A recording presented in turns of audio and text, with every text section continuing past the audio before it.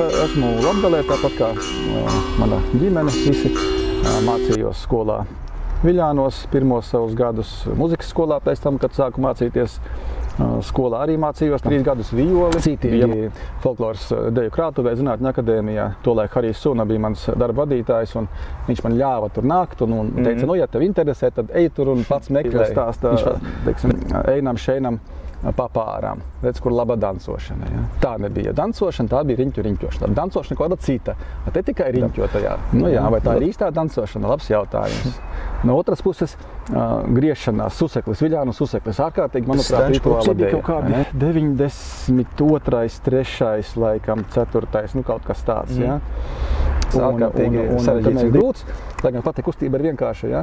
Un viņš pat nepolās iedziļināties. Lūk, es no tā centos izvairīties apzināti. Nu, varbūt arī tā ir zināma vulgarizācija, es piekrītu, ka varbūt arī cits viedoklis, tā kā nevar.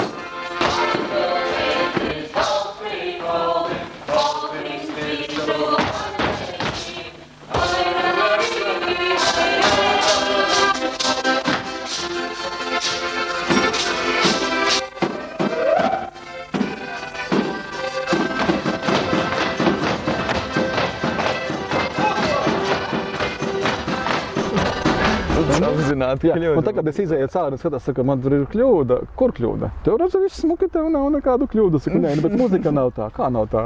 Notis ir, saku, ir, bet tās nav tās notis. Wow. Jā. Vajag. Tāds kurios savā ziņā. Jā.